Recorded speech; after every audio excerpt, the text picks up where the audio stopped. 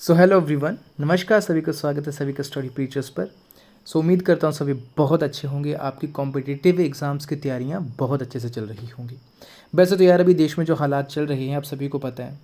जो एसएससी का मुद्दा जो चल रहा है बहुत गरमाया हुआ है। टीचर्स को अरेस्ट किया जा रहा है। बच्चे जो हैं वो स्टूडेंट्स जो वो सड़कों पर धरना प्रदर्शन कर रहे हैं। हालत बहुत ख़राब है। ये भी एक सच्चाई है अभी करंट सिचुएशन की। लेकिन दोस्तों उम्मीद नहीं छोड़ना। अगर हम अपने हकों के लिए लड़ेंगे तो अच्छा भी होगा कल को, क्योंकि भाई आप अपना बहुत कीमती टाइम जो है वो इस तैयारी में डालते हो। और आगे से सरकार ऐसा करेगी कि कहीं सेंटर अच्छे से नहीं देगी, सेंटर एकदम चेंज कर देगी एंड मोमेंट पे। वहाँ जाने की कोई सुविधा नहीं होगी, कैंसिल कर देगी। वहाँ जहाँ सेंटर पे एग्ज़ाम हो रही हैं वहाँ अच्छे कंप्यूटर्स नहीं हैं, कहीं कीबोर्ड काम नहीं कर रहा है, कहीं माउस नहीं काम कर रहा है, कहीं इंटरनेट फैसिलिटी अच्छी नहीं है, पैसे आपसे ले ले रहे हैं, क्वेश्चंस गलत पूछते हैं कमीशन वाले। तो कहीं ना कहीं ये समस्याएं हैं और इसका समाधान करना भी ज़रूरी है। इसलिए आंदोलन भी ज़रूरी होता है अपने हकों की लड़ाई के लिए, तो ये भी ज़रूरी है। लेकिन दोस्तों इसके साथ मैं ये भी बोलता हूँ कि अपनी तैयारी को कंटिन्यू रखो। आपके अपकमिंग जो भी आने वाले एग्ज़ाम्स होंगे, ठीक है, अलग अलग स्टेट्स के आपके सेंटर के जो भी एग्ज़ाम है और जो हिमाचल प्रदेश स्टेट से स्टूडेंट्स तैयारी कर रहे हैं, तो दोस्तों ये लेक्चर आपके लिए रहने वाला है इकोनॉमी के एमसीक्यूज़ का, ठीक है। इंपॉर्टेंट एमसीक्यू रहेंगे ये इकोनॉमी के। बेसिक एमसीक्यूज़ जो पेपरों में बार बार रिपीट होते हैं और जो बेसिक आपसे कॉन्सेप्ट्स पूछे जाते हैं ना एग्जामिनर के द्वारा कि क्या बेसिक कॉन्सेप्ट्स पेपर में पूछे जाते हैं, तो उनका एक्सप्लेनेशन मैं इस वीडियो लेक्चर में दूंगा। इसके साथ दोस्तों this is my number, this is my WhatsApp number, तो आप मुझे डायरेक्टली व्हाट्सएप कर सकते हो अगर आपकी इच्छा हो अफोर्डेबल ऑनलाइन कोचिंग करने की, ठीक है। यहाँ मैं क्या करवाता हूँ, अभी तक 3 कोर्सेज़ मैं यहाँ करवा रहा हूँ इंग्लिश ग्रामर का कॉम्पिटिटिव्स के लिए। नेशनल एंड इंटरनेशनल जीके करवा रहा हूँ यहाँ पे, and Himachal Pradesh GK fully cover करवा रहा हूँ यहाँ पे। बहुत अफोर्डेबल रेट्स पे इंग्लिश ग्रामर का कोर्स आपको फुल मिलेगा 1800 रुपये में, जिसमें पूरा इंग्लिश ग्रामर करवाया जाएगा।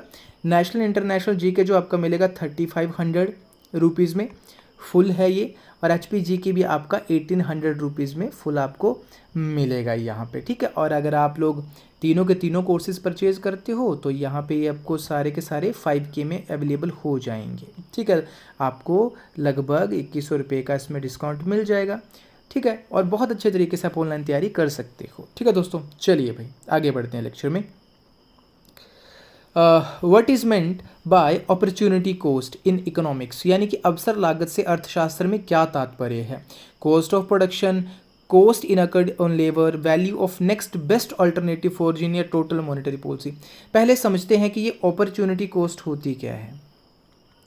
What is this opportunity cost, पहले तो कॉन्सेप्ट समझना है ना हमने यहाँ पे। देखो अपॉर्चुनिटी कॉस्ट क्या होती है। लेट सपोज आपका मन करा कि आपके पास 2 ऑप्शंस हैं, ठीक है, यू हैव 2 ऑप्शंस। एक ऑप्शन है मूवी देखने का, ठीक है दोस्तों, दूसरा ऑप्शन है स्टडी करने का।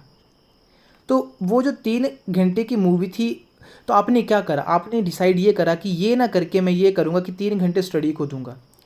बस ये जो आपने गिव अप करा ना, अपना प्लेजर जो गिव अप करा, वही गिव अप को हम क्या कहते हैं, अपॉर्चुनिटी कॉस्ट कहते हैं। यानी कि जो 3 घंटे यहाँ ना दे के इस अपॉर्चुनिटी को ना डिसाइड करके आपने इस अपॉर्चुनिटी को चुना, इसको सेलेक्ट करा कि ये मेरे फ्यूचर के लिए अच्छा है, तो वो जो गिव अप है ना, जो त्याग जो है ना, त्याग, उसे ही अपॉर्चुनिटी कॉस्ट कहते हैं। तो आप यहाँ से आप लगा सकते हो कॉस्ट ऑफ प्रोडक्शन नहीं, कॉस्ट ऑफ नहीं, टोटल मॉनेटरी कॉस्ट नहीं, value of next best alternative, yes. दूसरा नेक्स्ट बेस्ट अल्टरनेटिव आपने क्या चुना कि मूवी के लिए 3 घंटे ना देके स्टडी को 3 घंटे दे दिए। तो ये जो value of next best alternative होती है ना, अगला जो आपके पास बेस्ट अल्टरनेटिव होता है, उसे ही अपॉर्चुनिटी कॉस्ट बोला जाता है इकोनॉमिक्स की लैंग्वेज में, ठीक है। अगला question, who is regarded as the father of modern economics, आधुनिक अर्थशास्त्र के जनक किसे माना जाता है। कार्ल मार्क्स को, एडम स्मिथ को, अल्फ्रेड मार्शल को, या जॉन केनीज को, बताओ जरा किसे माना जाता है। आप लोग इसका आंसर करोगे। आप ऐसा करो, वीडियो को पॉज करके ना आंसर कर सकते हो, नीचे कमेंट सेक्शन में भी आप इसके आंसर लिख सकते हो, ठीक है। तो सही उत्तर क्या रहेगा, एडम स्मिथ को। एडम स्मिथ को प्रेजेंट आप कह सकते हो मॉडर्न जो इकोनॉमिक्स उसका फादर माना जाता है, ठीक है। इसकी बुक है एक बड़ी इंपॉर्टेंट, इनकी बुक है N inquiry into the nature, an inquiry into the nature and causes of the wealth of nation, causes of the wealth of nations, ठीक है, 1776 में लिखी थी इन्होंने। तो ये इनकी बुक का नाम है, ठीक है। तो इसी ने बेसिकली ऐसा माना जाता है कि आपकी जो क्लासिकल इकोनॉमिक्स है उसकी फाउंडेशन रखी, ठीक है, उसकी फाउंडेशन रखी गई।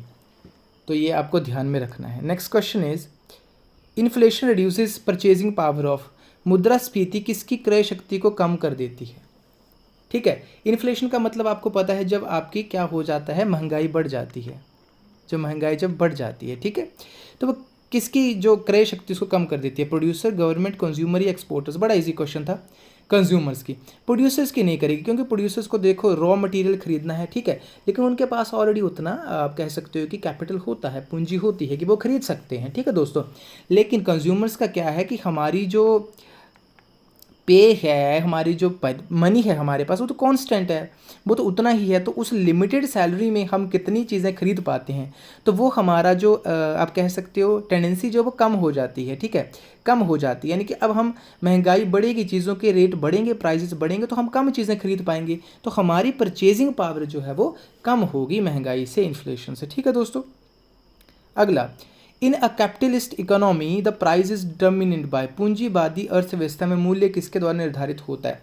देखो अलग अलग प्रकार की अर्थव्यवस्थाएं होती हैं, लेकिन जब कैपिटलिस्ट इकोनॉमी की बात होती है तो वहाँ पे रेट कौन डिटर्मिन करता है, क्या सरकार करती है, प्लानिंग कमीशन करता है, market forces of demand and supply या आरबीआई। तो याद रखना है ऑप्शन सी, यानी कि जो आपकी आप कह सकते हो कि जो कैपिटलिस्ट इकोनॉमी है ना, उसमें याद रखना, उसमें सरकार की, गवर्नमेंट की जो इंटरफेरेंस होती है ना, जो इंटरफेरेंस होती है वो नहीं होती है, ठीक है दोस्तों। उसे फिर कौन डिसाइड करता है, प्राइजेस, तो वो डिसाइड करती है प्राइजेस हमारी डिमांड, ठीक है, डिमांड एंड सप्लाई की, कितनी डिमांड आ रही है किसी चीज़ की और कितनी सप्लाई हम उसके करेंगे, तो उसके अकॉर्डिंग जो है वो प्राइजेस रखा जाता है, ठीक है जी। Next question, which among the following is a direct tax, निम्नलिखित में से कौन सा प्रत्यक्ष कर है। डायरेक्ट टैक्स, ठीक है, GST, custom duty, income tax या एक्साइज ड्यूटी। ये पेपरों में बहुत बार क्वेश्चन आता है, वेरी इंपॉर्टेंट क्वेश्चन, लगा लेना इसको। पहले तो ये देखते हैं कि डायरेक्ट टैक्स क्या होता है और इनडायरेक्ट टैक्स क्या होता है, ठीक है। देखो डायरेक्ट टैक्स वो होता है जो हम डायरेक्ट गवर्नमेंट को देते हैं, जैसे हमारी सैलरी आएगी, ठीक है, तो उसके बाद जो हमारा इनकम टैक्स कटता है, हम ITR भरते हैं, इनकम टैक्स भरता है, वो हमारा डायरेक्ट टैक्स है।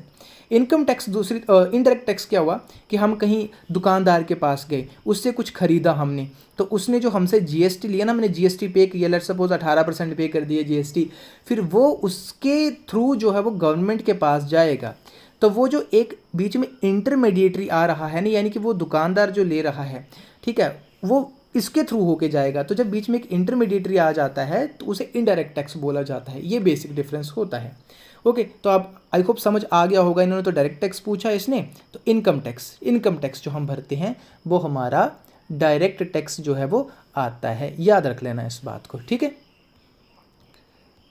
उसके बाद नेक्स्ट क्वेश्चन हमारा, GDP at constant prices reflects, स्थिर मूल्य पर जीडीपी किसे दर्शाता है, बताओ जरा। इन्फ्लेटरी ट्रेंड्स को, एक्चुअल ग्रोथ विदाउट इन्फ्लेशन को दर्शाता है ये हमारे पास, या हमारे पास करंट प्राइसेस जो लेवल हैं उसको दिखाता है, या गवर्नमेंट स्पेंडिंग ओनली को दिखाता है, किसे दिखाता है जीडीपी एट कांस्टेंट प्राइसेस।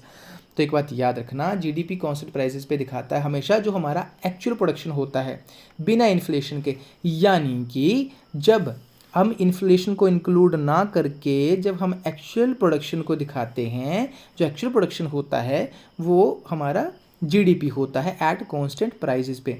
ये कॉन्सेप्ट है इकोनॉमी में। अगर आप लोगों को वीडियो अच्छा लगे कमेंट सेक्शन में अगर आप बताओगे, नहीं भी बताओगे तब भी मैं आपके लिए लेके आऊँगा, ऑब्वियस सी बात है, लेकिन कमेंट करते हो तो अच्छा लगता है यार, ठीक है, सिंपल सी बात है, पता चलता है कि आपको समझ आ रहा है, क्या चीज़ें चेंज हो सकती हैं वीडियोज़ में। तो ये कॉन्सेप्ट के ऊपर भी मैं आपको एक वीडियो दूंगा बहुत अच्छा, जो बेसिक कॉन्सेप्ट होते हैं ना इकोनॉमिक्स के, ये पेपरों के लिए बड़े इंपॉर्टेंट होते हैं और यहीं से क्वेश्चन आते हैं ज़्यादातर पेपरों में, ठीक है। चलो, तो एक्चुअल प्रोडक्शन विदाउट इन्फ्लेशन जो होता है वो जीडीपी एट कांस्टेंट प्राइस होता है। इसमें बेस ईयर को लेते हो आप। The main aim of 5 year plans in India was to.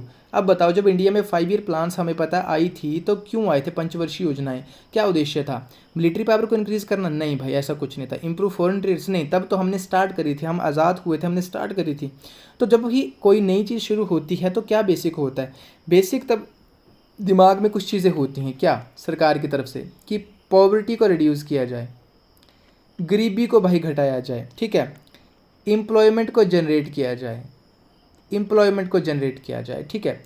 फिर जो ग्रोथ होती है एक, वो भी किस वे में? बैलेंस्ड ग्रोथ, बैलेंस्ड ग्रोथ को बढ़ाया जाए। तो ये कुछ मुद्दे होते हैं जो सरकार को देखने होते, तो हमने भी यही देखा। तो अब बताओ जरा क्या होगा? प्राइवेटाइज? अरे ये भी नहीं हो सकता, तो बचा कौन? ऑप्शन सी, इकोनॉमिक ग्रोथ को अचीव करना विद सोशल जस्टिस। इन सब मुद्दों को ध्यान रखते हुए, सोशल वेलफेयर को ध्यान रखते हुए इकोनॉमिक ग्रोथ को अचीव करना। तो यही पंचवर्षीय योजनाओं का बेसिकली मेन मुद्दा था, ठीक है, मेन एम था। Next question is which sector contributes the largest share to India's GDP currently. वर्तमान में भारत के जीडीपी में सबसे बड़ा योगदान क्या है? तो देखो, स्टार्टिंग में जब आपको पता है हम आज़ाद हुए थे, हमने अपनी इकोनॉमी बनाई थी, तो उसमें बेसिकली हमारी जो इकोनॉमी थी वो एग्रीकल्चरल बेस्ड इकोनॉमी थी। एग्रीकल्चर अभी भी एग्रीकल्चरल बेस्ड है, ऐसा नहीं है, अभी भी हमारे यहाँ पे एग्रीकल्चर पर बहुत डिपेंड करता है हमारी इकोनॉमी का हिस्सा। लेकिन धीरे धीरे नाउ ट्रांसफॉर्मेशन हो रही है, अब ट्रेंड्स चेंज हो रही है, ठीक है। अब ट्रांसफॉर्मेशन किस तरीके से हो रही है? हमने ट्रांसपोर्ट को सुधार रहे हैं, हाईवेज बन रही हैं, लोगों तक चीज़ें घरों तक पहुंच रही है, अन्य प्रकार की और हम सर्विसेज जो दे रहे हैं लोगों को, तो वो एक बहुत बड़ा चंक बन चुका है अब हमारी इकोनॉमी का। तो दोस्तों सही उत्तर क्या रहेगा? अभी टर्शरी सेक्टर, यानी कि जो सर्विसेज वाला सेक्टर है, टर्शरी।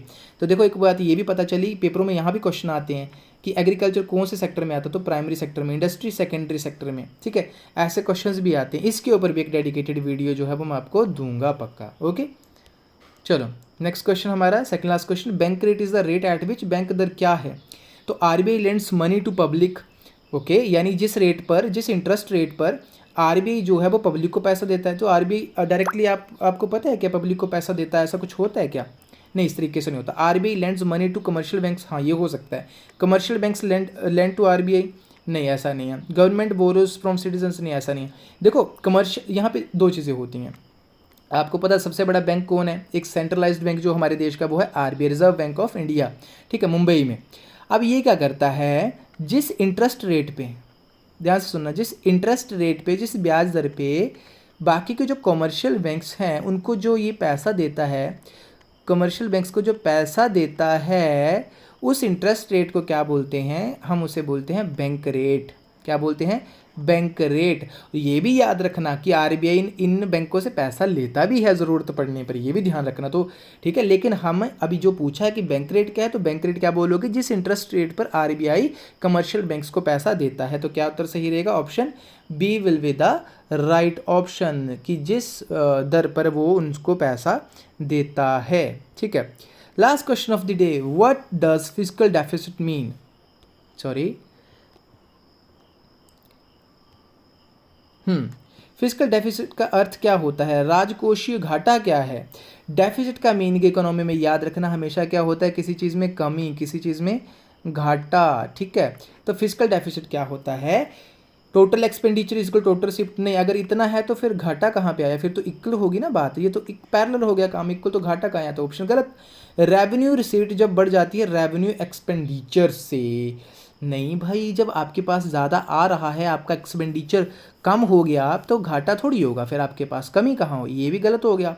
टोटल एक्सपेंडिचर जब बढ़ जाता है टोटल रिसीट से, हाँ ये हो सकता है कि जितना आपके पास पैसा आया नहीं है उससे ज़्यादा आपने खर्च कर दिया। क्या मतलब हुआ इसका? कि जितना पैसा आया नहीं है आपके पास उससे ज़्यादा आपने क्या कर दिया? खर्च कर दिया। अब अपने ऊपर ले लो, जितनी तनख्वाह नहीं है उससे ज़्यादा अगर आप खर्च कर दोगे तो तुम घाटे में जाओगे ना। तो यही सरकार के ऊपर है। सरकार जब एक्सपेंडिचर बढ़ जाता है और रिसीट जो पैसा जितना कलेक्शन है वो कम हो जाती है, तो उसे ही फिस्कल डेफिसिट बोला जाता है। तो ऑप्शन सी आपका सही उत्तर रहेगा। इसमें बोरोइंग्स जो है एक्सक्लूड रहती हैं। क्यों एक्सक्लूड रहती हैं? ये दिखाता है कि सरकार को कितना और बोरो अभी करना पड़ेगा, तो इसमें बोरिंग्स इंक्लूड नहीं होती है, ठीक है दोस्तों। तो दोस्तों ये थे हमारे कुछ इंपॉर्टेंट क्वेश्चंस, ठीक है। तो आई होप आपको वीडियो अच्छा लगा हो। तो अगर वीडियो लेक्चर यार अच्छे लगते हैं तो चैनल को आप सब्सक्राइब कर सकते हो यार, नया चैनल है, आपकी सपोर्ट और से ही ग्रोथ करेगा और रीच बढ़ेगी, लोगों तक पहुंचेगा। यहाँ पे कंटेंट फ्री आपको मैं दे रहा हूँ, ठीक है। तो इसके साथ साथ और भी बहुत अच्छे अच्छे वीडियोस एमसीक्यूज़ आपके लिए लेके आता हूँ। करंट भी जो कुछ ऐसे इंपॉर्टेंट टॉपिक्स होते हैं वो आपको बताता रहता हूँ यहाँ पे। तो आप जुड़ सकते हो चैनल के साथ और बेल आइकॉन पक्का दबा लेना, क्योंकि उससे पता क्या होता है, नोटिफिकेशन मिल जाती है कि आपका वीडियो अपलोड हो चुका है, आप देख सकते हो, ठीक है। इसके अलावा आप वीडियो कमेंट सेक्शन में ये भी बता सकते हो कि आप नेक्स्ट वीडियो किस टॉपिक के ऊपर चाहते हो, कौन से सब्जेक्ट के एमसीक्यूज़ मैं यहाँ पे करवाऊँ जो आपको ज़रूरत है आने वाले पेपरों के लिए, ठीक है। वही आपको यहाँ पे मिलेंगे, ठीक है। ओके। सो और इसके साथ साथ नंबर मैंने आपको दे रखा है ऑलरेडी, तो आप वहाँ से देख के आप अगर आप चाहते हो कि अगर आपको अच्छा लगा पढ़ाने का तरीका तो आप मुझसे कांटेक्ट कर सकते हो ऑनलाइन कोचिंग के लिए। आपको अफोर्डेबल रेट्स पे ऑनलाइन कोचिंग भी देता हूँ मैं, ठीक है दोस्तों। Thank you so very much for watching this video. Have a great day.